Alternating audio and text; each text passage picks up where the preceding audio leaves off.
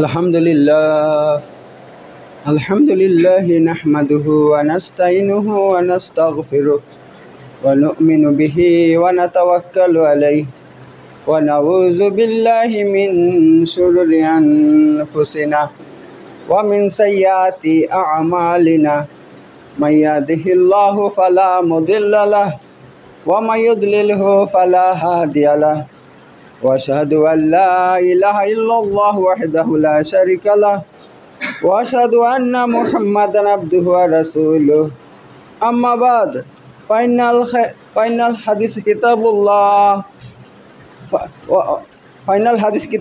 व खैरुल हदी मुहम्मद सल्लल्लाहु अलैहि वसल्लम व शर्रुल उमूरि मुहदसातुहा व कुल्लु मुहदसातिन बिदअह व कुल्लु बिदअतिन दलाला व कुल्लु दलालतिन फिन्नार। अल्लाह तबारक तआला फी कलामिल मजीद वल फुरकानिल हमीद। तो আমি আপনাদের সামনে রমজান মাস নিয়ে কথা বলছিলাম। রমজান মাস তো শেষ হয়ে গেল, আর মাত্র 2-3টা রোজা আছে। তো আজ আমি আপনাদের সামনে কথা বলবো উম্মতের উপর নবী সাল্লাল্লাহু আলাইহি ওয়াসাল্লামের কী হক আছে এই নিয়ে কথা বলবো। আমরা সবাই আল্লাহ নবীর উম্মত, তো আমাদের উপরে আল্লাহ নবীর কী হক আছে, আমাদের কী কর্তব্য এই নিয়ে কথা বলবো। তো সর্বপ্রথম আমাদের হক হচ্ছে আমরা আল্লাহ নবী সাল্লাল্লাহু আলাইহি ওয়াসাল্লামের উপর ঈমান নিয়ে আসবো, মজবুতভাবে ঈমান নিয়ে আসবো। আর আলহামদুলিল্লাহ আমরা সবাই রাসূল সাল্লামের উপর ঈমান নিয়ে এসেছি যে আল্লাহ নবী হযরত মুহাম্মদ মুস্তাফা সাল্লাম আমাদের সবার নবী এবং রসুল, এটা সবাই আমরা মানি এবং জানি। এইবার আমাদের হক হচ্ছে রাসূলকে মেনে চলা এবং তিনাকে সম্মান করা। কারণ যে ব্যক্তি আল্লাহ নবী সাল্লামের ঈমান নিয়ে আসবে এবং তিনার কথা মতো চলবে, তাদের জন্য আল্লাহ নবী সাল্লাম সুসংবাদ দান করেছেন। যেমন হাদিসের মধ্যে এসেছে, তুবা লিমান রাআনি ওয়া আমানা বি। আল্লাহ নবী সাল্লাম কি বলছেন? সুসংবাদ, তুবা মানি সুসংবাদ কার জন্য? লিমান, ওই ব্যক্তির জন্য, রাআনি যে আমাকে দেখেছে, যে আমাকে, ও আমানাবি এবং আমার উপর ঈমান নিয়ে এসেছে।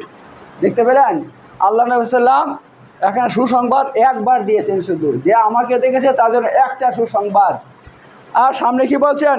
ওয়াতুবা সাবা মাররাত, এবং 7 মর্তবা সুসংবাদ লিমান, ওই ব্যক্তির জন্য যে ব্যক্তি লাম ইয়ারনি, যে আমাকে দেখে নাই অথচ ও আমানাবি, আমার উপর ঈমান নিয়ে এসেছে। দেখতে পাচ্ছেন? তাহলে যে ব্যক্তি আমাকে দেখেনি অথচ আমার উপর ঈমান এনেছে যে আমি আল্লাহ নবী, আল্লাহ রসুল, এবং সে আমার কথা মতো চলে, তা তার জন্য 7 মর্তবা, 7 বার কি সুসংবাদ তার জন্য। তো এই ব্যাপার। আর অন্য হাদিসে আল্লাহ নবী সাল্লাম কি বলছেন? ওয়াল্লাযী নাফসি মুহাম্মদ সাল্লাল্লাহু আলাইহি ওয়াসাল্লাম বিয়াদিহি, ওই আল্লাহর কসম যার হাতে আমার মুহাম্মদ সাল্লামের জান রয়েছে, লা ইয়াসমাউ বি আহাদুন মিন হাযিহিল উম্মাহ, এই উম্মতের মধ্যে যে ব্যক্তি আমার নাম শুনতে পাবে, যে ব্যক্তি আমার নাম শুনতে পাবে, ইয়াহুদিয়া ওয়ালা নাসরানিয়া, চাই সে ইহুদি হোক, নাসরানিয়া অর্থাৎ খ্রিস্টান হোক, সে যেই ধর্মের হোক, সুমায়ামুত অথবা সে মরে গেল, আলাম ইউমিন বিল্লাযী আরসালতু বিহি, কিন্তু সে আমি যা কিছু নিয়ে আসছি আল্লাহর পক্ষ থেকে তার উপর সে ঈমান আনলো না। হ্যাঁ, সে মরে গেল কিন্তু আমি আল্লাহর পক্ষ থেকে যা নিয়ে আসছি তার উপর ঈমান আনলো না, আমার উপরও ঈমান আনলো না, তাহলে কী হবে? ইল্লা কানা মিন আসহাবিন নার, তাহলে সে হবে আসহাবে নার, মানে জাহান্নামবাসী, সে জাহান্নামবাসী হবে। তো এই ব্যাপার একার থেকে স্পষ্ট হয়ে গেছে, স্পষ্ট। পৃথিবীর মধ্যে যেই ব্যক্তি একমাত্র মুহাম্মদ সাল্লামের উপর ঈমান আনবে আর মুহাম্মদ সাল্লামকে অনুসরণ করবে, সে একমাত্র জান্নাতি। তাছাড়া যে ব্যক্তি মুহাম্মদ সাল্লামকে মানলো না, তিনার উপর ঈমান আনলো না, আর তিনা অথচ মানেছে, অনেক কিন্তু মানে মুহাম্মদ সাল্লামকে মানে ঠিক, কিন্তু তিনার কথার উপর আমল করে না। তো তিনার কথার উপর আমল করে না, আমল করে অন্য কারো কথার উপর, কিন্তু তা করলে হবে না। আমাদেরকে নবীকে মানতে হবে আর তার কথার উপর আমল করতে হবে, অন্য কারো ভায়া করে তিনাকে মানা যাবে না, সরাসরি তিনার কথার উপর আমল করতে হবে। তাহলে কি হবে? তাহলে একমাত্র আমাদের এর মধ্যে আমাদের মুক্তি রয়েছে, তাছাড়া কখনো মুক্তি নেই। আর আর 2 নম্বর কথা হচ্ছে, আমরা কি করব? রাসূলুল্লাহকে সম্মান করব, রাসূলুল্লাহকে সম্মান করব। কারণ আল্লাহ নবী সাল্লাম পরিষ্কার করে হাদিসের মধ্যে বলে দিয়েছে। কি বলে দিয়েছেন? সেই হাদিসটা সামনে আসছে যে কি করতে হবে। এখানে কোরআনের মধ্যে আল্লাহ নবী সাল্লাম বলে দিয়েছেন সে কথা, সেটা আমি পরে বলছি, সামনে আসছে, এক এক করে বলবো। তো একমাত্র আল্লাহ এবং তার রসুলকে সম্মান করতে হবে, এবং আল্লাহ এবং তার রসুলের কথা মতো চলতে হবে। এখানে আল্লাহ তাআলা কোরআনের মধ্যে বলছেন, লা তাজালু দুআই রাসূল বাইনাকুম কা দুআই বাদিকুম বাদ। তোমরা আল্লাহ নবীকে ডাকবে না এমনভাবে যেমন তোমরা এক অপরকে ডাকো, নাম নিয়ে ডাকো, ঠিক আছে? অর্থাৎ আল্লাহ নবী সাল্লামকে ডাকতে হইলে কি করতে হবে? আদবের সাথে, সম্মানের সাথে যিনাকে ডাকতে হবে। হ্যাঁ, ইয়া রাসূলুল্লাহ সাল্লাল্লাহু আলাইহি ওয়াসাল্লাম, এটা কেমন হবে? ইয়া আল্লাহ রাসূলুল্লাহ, এই বিষয় কি হবে? আদবের সঙ্গে তাকে ডাকো। তোমরা যেমন আপোষে এক অপরকে ডাকো, এই অমুক, এইটা কী হবে, এটা কী হবে, এমন করে নবীকে ডাকবে না। আল্লাহ নবী সাল্লাম পরিষ্কার, মানে আল্লাহ তাআলা না সূরা নূর আয়াত নম্বর 63 মধ্যে আল্লাহ নিষেধ করে দিয়েছে এভাবে, ঠিক আছে? এইবার দেখুন আরেকটা আয়াত আছে, এটা হচ্ছে সূরা হুজুরাত আয়াত নম্বর 2। এখানে আল্লাহ স্পষ্ট করে বলে দিয়েছে, ইয়া আইয়ুহাল্লাযিনা আমানু লা তারফাউ আসওয়াতাকুম ফাওকা সাওতিন নবী। হে ঈমানদার ব্যক্তিরা, লা তারফাউ আসওয়াতাকুম ফাওকা সাওতিন নবী, তোমরা নবীর আওয়াজের উপর তোমাদের আওয়াজকে উচ্চ করিও না, ঠিক আছে? নবীর আওয়াজের উপর তোমাদের আওয়াজকে উচ্চ করবে না। আচ্ছা, আর কি বলছেন? আর বলছেন, ওয়ালা তাজহারু লাহু বিল কাউল কা জাহরি বাদিকুম লিবাদ। এবং তোমরা কি করবে না? নবীর সামনে তোমরা জোরে জোরে কথা বলবে না, যেমন তোমরা পরস্পরে জোরে জোরে কথা বলো। তাহলে কি হবে? আন তাহবাতা আমালাকুম ওয়া আনতুম লা তাশউরুন। তোমাদের আমল কখন ধ্বংস বরবাদ হয়ে যাবে, আনতুম লা তাশউরুন, তোমরা বুঝতেই পারবে না। তাহলে এখান থেকে কি বুঝতে পারছেন? নবীর সামনে জোরে জোরে কথা বলা যাবে না। যদি জোরে জোরে কথা বলি তাহলে কি হবে? আমাদের আমলগুলো ধ্বংস বরবাদ হয়ে যাবে, যে আমরা বুঝতেই পারবো না, সেটা বুঝতেই পারবো না। তো দেখুন এই ব্যাপার, এখান থেকে কয়েকটা মশলা বের হয়েছে। 1 নম্বর মশলা হচ্ছে এই, যদি আপনার কোনো মশলা দরকার হয় আর সেই মশলার জবাব যদি কোনো হাদিসের মধ্যে পেয়ে যান যে এই ব্যাপারে আল্লাহ নবী সাল্লাম স্পষ্ট হুকুম দিয়ে দিয়েছেন, হ্যাঁ, তাহলে আমরা কি করব? সরাসরি ওই হাদিসের উপর আমল করব। আল্লাহ নবী সাল্লাম যে হুকুম দিয়েছেন ওই হুকুমের উপর আমরা আমল করব। এখন আল্লাহ নবী সাল্লামের স্পষ্ট হাদিস আছে যে আল্লাহ নবী সাল্লাম এই বিষয়ে এই কথা বলে দিয়েছে, এই ফায়সালা দিয়ে দিয়েছে। এখন আপনি যদি বলেন না আমি তো এই হাদিস মানব না, হাদিস উপর আমল করব না, কেন? আমরা তো আহলে হাদিস নই, আমরা ইমাম মেনে চলি, আমার ইমাম যা বলছে আমি সেইটাই মেনে চলব। এখন দেখা যাচ্ছে আপনার ইমামের কথা হাদিসের সঙ্গে মিল খাচ্ছে না, ইমামের কথা কি হচ্ছে না? হাদিসের সঙ্গে মিল খাচ্ছে না। হাদিসের মধ্যে কি আছে? আল্লাহ নবী সাল্লাম কি বলছেন? আল্লাহ নবী সাল্লাম স্পষ্ট করে বলছে, হ্যাঁ, আউয়াল ওয়াক্তে নামাজ পড়া সবচেয়ে উত্তম। আউয়াল ওয়াক্ত মানে এই ধরুন 12টা বেজে গেছে, হ্যাঁ, কথার জন্য বলছি, 12টা বেজে গেছে, 12টা 2-এ ওয়াক্ত চলে আসছে জোহরের, ঠিক আছে? এবার আমরা কি করি? হাদিস অনুযায়ী 12টা 2-এ আজান দেই, 15 মিনিট পর নামাজ পড়ি। এটা হচ্ছে আমরা কি করি? আল্লাহ নবী সাল্লাল্লাহু আলাইহি ওয়াসাল্লাম হুকুম মতো আমরা কাজটা করছি। এবার অনেকে কি করে? দেখা যাচ্ছে 1টার সময় আজান দিচ্ছে, ওয়াক্ত চলে আসছে 12টা 2-এ, ওরা আজান দিচ্ছে কখন? সে আপনার 1টার সময়। এখন যদি বলা হয় কি ব্যাপার তোমরা এত দেরি করে কেন দিচ্ছ? বলছে আমাদের মাযহাবে আছে, আমাদের মাযহাবে আছে। ভাই মাযহাব কিসের মাযহাব? হ্যাঁ, আল্লাহ নবী সাল্লাম থেকে বড় মাযহাব কে হতে পারে? আল্লাহ নবী সাল্লাম থেকে বড় ইমাম কে হতে পারে বলুন? হ্যাঁ, এত যদি আপনি আল্লাহ নবীকে ফলো না করেন, তিনার কথা মতো না চলেন, অন্য কার কথা মতো চলেন, তাহলে আপনার সে আমল বাতিল হয়ে যাবে। এই কোরআনের আয়াত অনুযায়ী কী হয়ে যাবে? বাতিল হয়ে যাবে।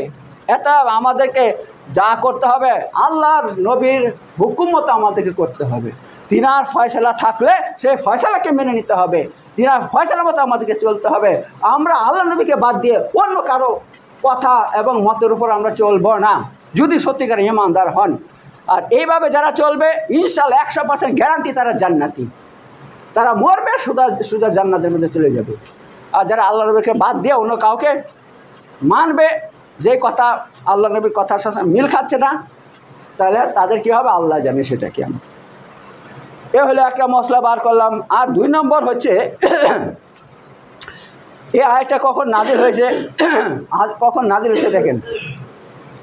এখন আল্লাহ তাআলা কি বলছেন, হে ইমানদার ব্যক্তিরা, তোমরা নবীর আওয়াজের উপর তোমাদের আওয়াজকে উচ্চ করবা না, 1 নম্বর।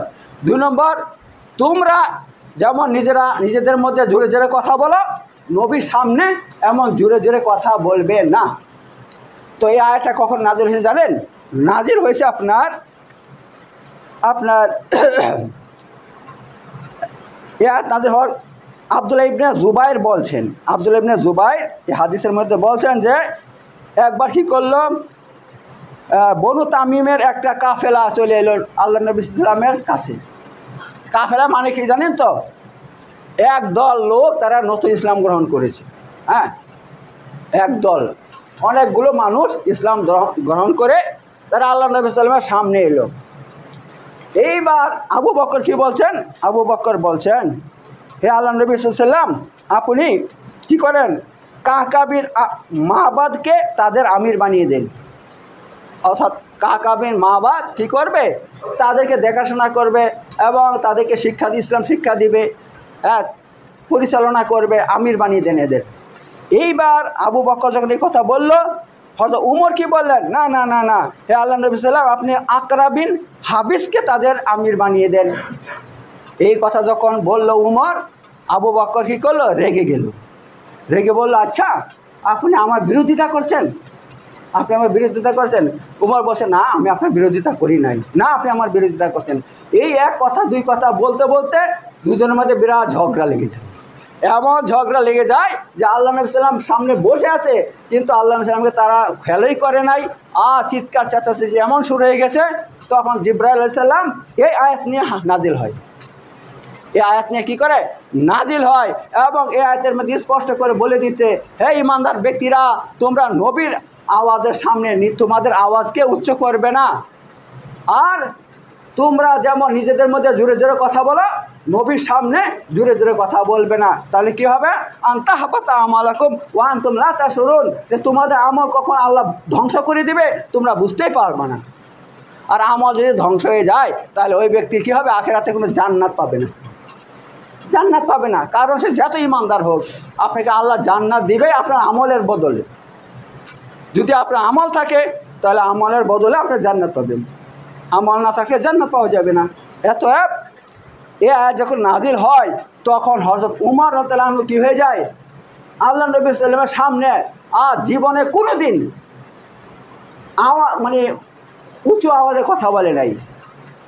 উঁচু আওয়াজে কথা তো বলতেনই না, আর তিনি এত আস্তে আস্তে কথা বলতেন। আল্লাহ নবী সাল্লাম রিপিট করতেন, হে উমর তুমি কি বলছো, আবার বল, আমি শুনতে পাচ্ছি না, আমি শুনতে পাচ্ছি না। এ হইল উমর রাদিয়াল্লাহু আনহুর অবস্থা। তিনি সারা জীবন যতদিন বেঁচে ছিল এভাবে তিনি বোবা হয়ে গেছিলেন। এরকম আল্লাহ নবী সাল্লামের সামনে বোবা হয়ে থাকতেন, জোরে জোরে কথা বলতেন না। এ তো হলো তিনার অবস্থা। আর 2 নম্বর হচ্ছে হযরত সাবিত বিন কায়েস। হযরত সাবিত বিন কায়েস তিনি এক সাহাবী ছিলেন। তিনার আওয়াজটাই উচ্চ ছিল। অনেক মানুষ আছে না দুনিয়ার মধ্যে, কথা বলে গপ গপ করে কথা বলে, মুখ দিয়ে মানে জোরে জোরে কথা চলে আসে, আসতে তার হয় না। তো ওই সাবিত বিন কায়েস তিনি এক সাহাবী, তো তিনারও আওয়াজ কী ছিল, খুব উচ্চস্বরে কথা বলতো। তো এই আয়াত নাজিল হওয়ার পর তিনি কি করছেন, আল্লাহ নবী সাল্লাল্লাহু আলাইহি ওয়াসাল্লামের সামনে যাওয়া বন্ধ করে দিয়েছে, একদম যাওয়া বন্ধ করে দিয়েছে। তো আল্লাহ নবী সাল্লাম আবু আইয়ুব আনসারীকে পাঠিয়েছেন যে যাও খবর নাও ওই ব্যক্তি কেন আসছে না। যাওয়ার পর গিয়ে কি দেখে, ওই ব্যক্তি তার বাড়িতে পেরেশান হাল হয়ে ঘরে চুপচাপ বসে আছে আর কান্না করছে। কেন, তোমার কি হয়েছে? বলছে আমার সর্বনাশ হয়ে গেছে। কি সর্বনাশ হয়ে গেছে? বলছে আমি তো জোরে জোরে কথা বলি, আর আমি এতদিন আল্লাহ নবী সাল্লামের সামনে জোরে জোরে কথা বলছি, আমি জানতাম না জোরে কথা বললে আমল ধ্বংস হয়ে যায়। তো আল্লাহ কোরআনে আয়াত নাজিল করেছে, যারা নবীর সামনে জোরে জোরে কথা বলে তাদের আমল ধ্বংস হয়ে যায়। এত আমার তো সমস্ত আমল ধ্বংস হয়ে গেছে, আমি তো জাহান্নামী, আমি জাহান্নামী, এত আমার কি হবে, আমার এই জন্য আমি ঘরে বসে বসে কান্না করছি। এইবার এই আবু আইয়ুব আনসারী কী করছে, আল্লাহ নবী সাল্লামকে গিয়ে খবরটা দেয় যে সে তো এই কথা বলছে, এই কথা বলছে। তখন আল্লাহ নবী সাল্লাম বলছে, না যাও তাকে সুসংবাদ দাও যে তুমি জান্নাতি, তুমি জাহান্নামী নও, তুমি জান্নাতি।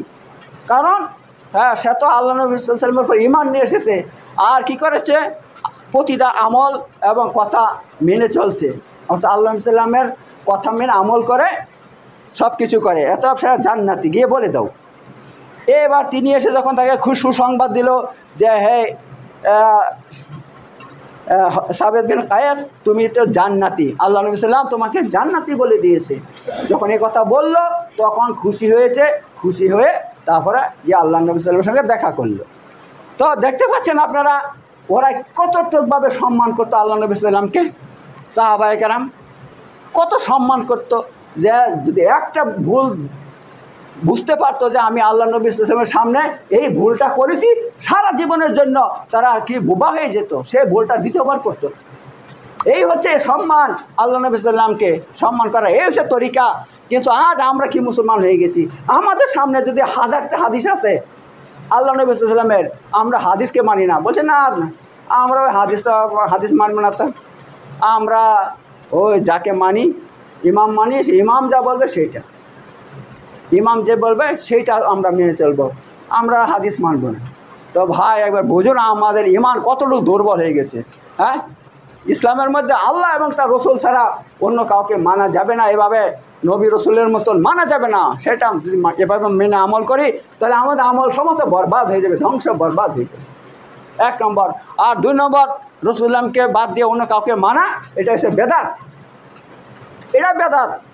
কারণ আল্লাহ নবী সাল্লাম কখনো কাউকে এই পারমিশন দেয়নি, কাউকে পারমিশন দেয়নি, কোনো মুসলমানকে পারমিশন দেয়নি যে আমাকে বাদ দিয়ে অন্য কারো কথা মতো চলো, অন্য কারো সমস্ত কথাকে ইসলাম মনে করো, এই পারমিশন দেয়নি। এটা কোনো মানুষের আল্লাহ নবী সাল্লামকে বাদ দিয়া উম্মতের কোনো ব্যক্তির সমস্ত কথা ইসলাম হইতে পারে না, এবং তাকে এভাবে নবী রসুলের মতন এভাবে অন্ধভাবে মানব, সেটা সম্ভব নয়। একমাত্র আপনি হযরত মুহাম্মদ মুস্তাফা সাল্লামের সমস্ত কথাকে একেবারে চোখ বন্ধ করে মানতে পারবেন। যখন দেখবেন সহিহ হাদিস থেকে প্রমাণিত, বুখারী মুসলিমের মধ্যে হাদিসটা রয়েছে, আপনি নিজে পড়তে পারছেন, দেখতে পাচ্ছেন, তখন আপনি একেবারে চোখ বন্ধ করে আপনি কি করবেন, তারপর আমল করবেন।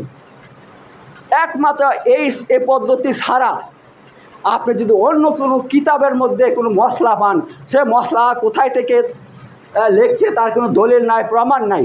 যেমন আমি বলে দিই, বেহেশতি যাওয়ার একটা কিতাব আছে, বেহেশতি যাওয়ার, বুঝতে পারছেন তো, ওর মধ্যে হাজার হাজার লাখ লাখ মশলা লিখেছে, কিন্তু একটা মশলার কোনো দলিল নাই যে তারা এই মশলা কোথায় থেকে নিয়ে আসছে, কোন হাদিস থেকে নিয়ে আসছে, কোথায় থেকে নিয়ে আসছে, কোনো দলিল নাই, প্রমাণ নাই, 1 নম্বর। আর 2 নম্বর, ওর মধ্যে এমন উদ্ভট মশলা আছে যেগুলো কোনো ব্যক্তি মানতে পারবে না, ইসলামের মধ্যে তার অনুমতি নাই। যেমনভাবে একটা মশলা বলে দিই, হ্যাঁ, বলা হয়েছে যদি কোনো মেয়ের গর্ভপাত হয়, অর্ধেক সন্তান ভিতরে আছে, অর্ধেক বাহিরে আছে, ওই অবস্থায় সে কী করতে পারবে, নামাজ পড়তে পারবে। কিন্তু ভাই বাস্তবে কি আছে, একটা মেয়ে যতদিন তার 40 দিন পার না হবে সে নাপাক থাকে, ঠিক আছে, ওই অবস্থায় নামাজ পড়া যাবে না। তো এই হলো ব্যাপার। তো আমাদেরকে এভাবে যদি আমরা আল্লাহ সাল্লামের সমস্ত কথাকে সম্মান করি, তিনাকে মেনে চলি, তিনাকে সম্মান করি, তাহলে ইনশাআল্লাহ আমাদের দুনিয়া আখিরাত সব উজ্জ্বল হয়ে যাবে, একেবারে সব উজ্জ্বল হয়ে যাবে। তা আমি আপনাদের এখানে বলে দিলাম, এই হচ্ছে ব্যাপার। এবার চলুন সামনে আর কিছু বলি আপনাদের সামনে। আল্লাহ তাবারক তাআলা দেখেন কি বলছেন, যে ব্যক্তি রসুল সাল্লামকে সম্মান করবে, যে ব্যক্তি আল্লাহকে এবং রসুলকে সম্মান করবে, আল্লাহ তাআলা তাকে কি করছেন, সুসংবাদ দিচ্ছেন। কি সুসংবাদ দিচ্ছেন দেখুন, ফাল্লাযিনা আমানু বিহি ওয়াজ্জারুহু ওয়া নাসারুহু ওয়াত্তাবাউন নূর আল্লাযী উনজিলা মাহু উলাইকা হুমুল মুফলিহুন। আল্লাহ তাআলা কোরআনের মধ্যে বল সূরা আরাফ আয়াত নম্বর 157 নম্বর আয়াত, 157 নম্বর আয়াত আল্লাহ কথা বলে দিয়েছেন, ফাল্লাযীনা আমানু বিহি, যে ব্যক্তি ঈমান নিয়ে আসে তার উপর, এর নবীর উপর, ওয়াজ্জারুহু এবং এই তাকে সম্মান করেছে, ইজ্জত করেছে, ওয়া নাসারুহু এবং তাকে সাহায্য করেছে, ওয়াত্তাবাউন নূর এবং যারা এই নূরকে অর্থাৎ কোরআনকে ইত্তেবা করেছে, কোরআন মতো চলেছে, কোরআনের হুকুম মতো চলেছে, আল্লাযী উনজিলা মাহু, যে কোরআনকে নাজিল করা হয়েছে তার সাথে, কাকে? মুহাম্মদ সাল্লামের উপর নাজিল করা হয়েছে। তাই উলাইকা হুমুল মুফলিহুন, তো এই সমস্ত মানুষরা হচ্ছে সবচেয়ে বড় কামিয়াবি। এখানে মুফলিহুনের অর্থই হচ্ছে জান্নাতি, বুঝতে পারছেন তো? তারা হচ্ছে জান্নাতি। তো দেখতে পাচ্ছেন এখন আল্লাহ পরিষ্কার বলে দিয়েছে, নবীর পর ঈমান আনা এবং তাকে সম্মান করা, তাকে ইজ্জত করা এবং তাকে সাহায্য করা এবং কোরআনকে ইত্তেবা করা, কোরআনকে মেনে চলা, হ্যাঁ, তাহলে এইগুলো করলে কি হবে? ওই ব্যক্তি মুফলিহুন অর্থাৎ সে কামিয়াবি, অর্থাৎ সে জান্নাতি। তো জান্নাতি এত আল্লাহ নবী সাল্লামকে যদি আপনি সম্মান না করেন, তাকে ইজ্জত না করেন, তাহলে আপনি কি কখনো জান্নাতি হতে পারবেন? হতে পারবেন। এবার আল্লাহ নবী সাল্লামকে যদি আমরা মেনে চলি, তার হুকুম মতো চলি, তবে তাকে ইজ্জত করা হবে, ঠিক আছে? যদি আল্লাহ নবী সাল্লামকে আমরা মেনে না চলি, তার কথার মানে আমরা কোনো পরোয়া না করি, তাহলে আমরা কখনো তাকে সম্মান করলাম না। যেমন আপনার মা বাপ বুড়ো হয়ে গেছে, হ্যাঁ, ওরা বুড়ো হয়ে গেছে, এখন আপনার কী করতে হবে? আপনি খালি বলছেন হ্যাঁ আমি মাকে আমি খুব ভক্তি করি, খুব ভালোবাসি, হ্যাঁ আমি ভালোবাসি, এই করি সেই করি, কিন্তু বাস্তবে মা বাপে কোনো খেদমত করেন না, কথা মতো চলেন না। মা বাপ যদি বলে বাবা একটু আয় আমার এই কাজটা করে দে, এই কাজটা করছেন না, খালি বলছেন আমি ভক্তি করি মা বাপকে, হ্যাঁ মা কেমন আছে, ভালো আছে, এই আছে সে আছে, মুখ দিয়ে এসব বলছেন, কিন্তু বাস্তবে মা বাপের কোনো সাহায্য করছেন না। ওদের কি লাগবে কি না লাগবে সেটা দেখছেন না, আপনি কিছু করছেন না। তো এই মৌখিক ভক্তিতে কি তাদের হবে? কোনো লাভ হবে? শুধু মুখে বক্তৃতা করে, মুখে ভালো ভালো কথা বললে মা বাপের কোনো লাভও হবে না, আর তাতে মা বাপ খুশিও হবে না।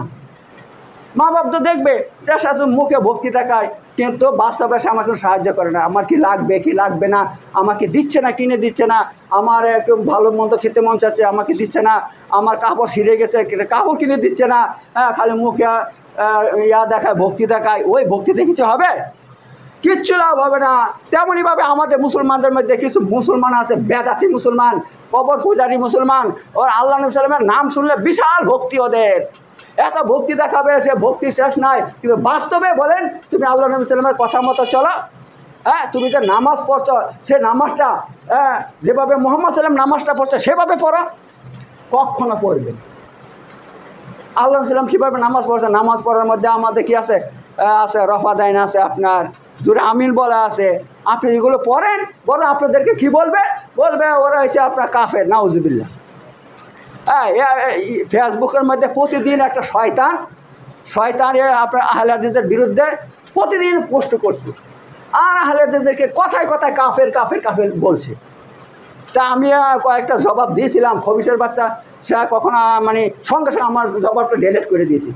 হ্যাঁ, আমি এমনভাবে দিয়েছিলাম না, যদি এই অন্য কেউ দেখে সবাই মানে তওবা করবে অন্য অন্য মাযহাব থেকে, সব আহলে হাদিস হয়ে যাবে, কিন্তু সে কী করে সঙ্গে সঙ্গে ডিলিট করে দিয়েছে আপনার। তো এই ব্যাপার, তুমি আল্লাহ নবী সাল্লামকে যদি এতই ভক্তি করা, কই আল্লাহ নবী সাল্লাম যেভাবে নামাজ পড়ছে সেভাবে নামাজটা করে দেখাও, 2 একটা নামাজ।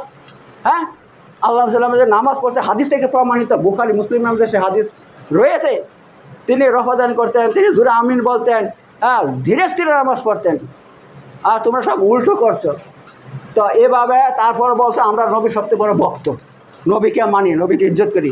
এইভাবে মৌখিক বললে হবে, আমল করে দেখাতে হবে, কাজে পরিণত করে দেখাতে হবে, তবে জানবো তুমি সত্যি মুহাম্মদ সাল্লামকে মানো, তাকে কী করো? সম্মান করো। তো এই ব্যাপার তো দেখতে পাচ্ছেন। তো এখানে আল্লাহ তাআলা পরিষ্কার এখানে সুসংবাদ দিয়েছেন, যারা আল্লাহ নবী সাল্লামকে সম্মান করে, তাকে সাহায্য করে এবং তিনাকে মেনে চলে। তেমনি আল্লাহ তাআলা অন্য একটা সূরা আছে, সূরা ফাতার 8 এবং 9 নম্বর আয়াতে বলছেন, ইন্না আরসালনাকা শাহিদা ওয়া মুবাশশিরা ওয়া নাযীরা, হে নবী সাল্লাল্লাহু আলাইহি ওয়াসাল্লাম আমি আপনাকে পাঠিয়েছি দুনিয়ার মধ্যে শাহিদা, হ্যাঁ মানে সাক্ষীদাতা হিসাবে, ও মুবাশশিরা সুসংবাদ হিসাবে, অর্থাৎ মানুষকে সুসংবাদ দান করবেন, ওয়া নাজিরা এবং ভীতি প্রদর্শনকারী হিসাবে। এখন শাহিদান অর্থ হচ্ছে আপনার সাক্ষীদাতা, মানে কিয়ামতের দিন আল্লাহ নবী সাল্লাম এই উম্মতের হয়ে সাক্ষী দেবে। যারা যারা আল্লাহ নবী সাল্লামকে মেনে চলছে তাদের জন্য সাক্ষী দেবে, হে আল্লাহ তাআলা এরা আমাকে মেনে চলছিল দুনিয়াতে, এবং যারা মেনে চলেনি সেটাও সে সাক্ষী দেবে, হে আল্লাহ তাআলা এই উম্মতের এই লোকেরা আমাকে মেনে চলে নাই, এই লোকেরা আমাকে মেনে চলে নাই।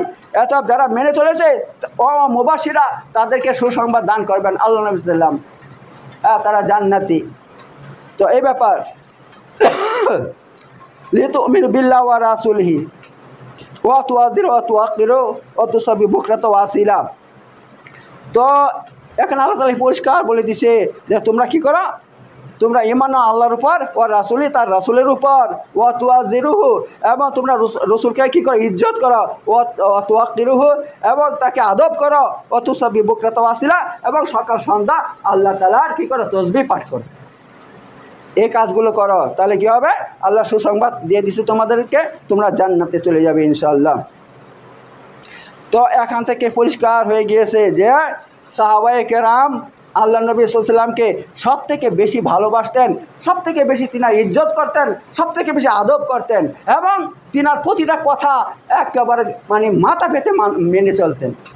তো আমাদেরকেও সেরকম সাহাবাদের মতন এভাবে নবীকে আদব করতে হবে, নবীর প্রতিটা কথা মেনে চলতে হবে, নবীর কথা মতো আমাদেরকে দুনিয়াতে চলতে হবে। মন গড়া কোনো পথে চললে হবে না, মন গড়া পথে চললে হবে না। যদি মন গড়া পথে চলি ধ্বংস হয়ে গেছে। কারণ আল্লাহ নবী সাল্লাল্লাহু আলাইহি ওয়াসাল্লাম বলছে যে ইহুদিরা আপনার 72 দলে বিভক্ত ছিল, ইহুদিরা 72 দলে বিভক্ত ছিল, তার মধ্যে একটা দল জান্নাতি আর সমস্ত জাহান্নামী। তেমনি আপনার যারা খ্রিস্টান তারা 71 দলে বিভক্ত ছিল, তাদের মধ্যে একটা দল জান্নাতি আর বাকি সমস্ত জাহান্নামী। তেমনি বলছেন আমার উম্মতের মধ্যে 73টা দল হবে, 73টা দলের মধ্যে একটা দল জান্নাতি আর বাকি সব জাহান্নামী। তখন সাহাবায়ে কেরাম বললেন, হে আল্লাহ নবী সাল্লাল্লাহু আলাইহি ওয়াসাল্লাম ওই জান্নাতি দল কোনটা? তখন আল্লাহ নবী সাল্লাল্লাহু আলাইহি ওয়াসাল্লাম পরিষ্কার বলে দিয়েছে, আনা ওয়া সাহাবী, আমি এবং আমার সাহাবীরা যেই পথে আসি, আমি আমার সাহাবীরা যে পথে আসি আর ওই পথকে যারা অনুসরণ করবে তারা জান্নাতি, আর যারা ওই পথ অনুসরণ করবে না অন্য পথে চলবে তারা সব জাহান্নামী। পরিষ্কার হাদিসের মধ্যে এসেছে ভাই। এত দুনিয়ার মধ্যে শুধু আপনার দেখলো চকচকি দেখলে হবে না, চকচকে দেখলে শোনা হয় না, আর সংখ্যা দেখলে হবে না, ওদের সংখ্যা তো বেশি। আরে ভাই কোরআনের মধ্যে আল্লাহ তাআলা 1000 জায়গাতে বলে দিয়েছে কথা, যা আর তার দুনিয়ার মধ্যে যে পিছনে যত আপনার জাতি বসবাস করছে, পৃথিবীর মধ্যে যত জাতি বসবাস করছে তাদের অধিকাংশ পথভ্রষ্ট ছিল, অধিকাংশ কাফের বেঈমান ছিল, কিন্তু তাদের মধ্যে অল্প সংখ্যক একমাত্র আমাকে মেনে চলতো। কোরআনের মধ্যে আল্লাহ তাআলা বারবার এই কথাটা বলছে, বারবার রিপিট করেছে কথা যে ও আমাকে যারা মেনে চলতো তাদের সংখ্যা কম ছিল, এত যারা আপনার হকপন্থী হবে তাদের সংখ্যা কম হবে, আর যারা আপনার বাতিলের উপর থাকবে তাদের সংখ্যা বেশি হবে। ভাই আমি কিন্তু কাউকে আঘাত করে কথা বলছি না, আমি কোরআন হাদিস থেকে বলছি, আপনাদের ভালোর জন্য বলছি। আপনারা যদি মেনে চলেন ইনশাআল্লাহ হেদায়েত পেয়ে যাবেন আর আখিরাত আপনার ভালো হয়ে যাবে। আর যদি মেনে না চলেন, আমাকে খারাপ মনে করেন, তাহলে আপনার নিজেরই খারাপই হবে, আমার কিচ্ছু হবে না। তো যাই হোক ইনশাআল্লাহ সামনে শুক্রবারে আমি আরও বিস্তারিত আলোচনা করব, আজকে এখনই শেষ করে দিচ্ছি। বারাকাল্লাহু লানা ওয়া লাকুম ফিল কুল আযীম ওয়া নাফা'না বিকুম বিযিকরিল হাকীম ইন্নাহু তাআলা জাওয়াদুন কারীমুন মালিকুন বাররুর রাউফুর রাহিম।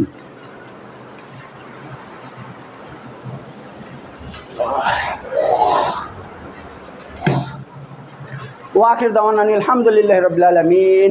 ইন্নাল্লাহা ইয়া'মুরু বিল আদলি ওয়াল ইহসান ওয়া ইতাযিল কুরবা ওয়া ইয়ানহা আনিল ফাহশাই ওয়াল মুনকারি ওয়াল বাগি ইয়া'iযুকুম লা'আল্লাকুম তাযাক্কারুন উযকুরু আযকুরকুম ওয়াশকুরু আলা নি'আমি ওয়া যিকরুল আকবার ওয়া লা ইয়ালামু তাসনাউন। সাদাকাল্লাহুল আলিয়্যুল আযীম।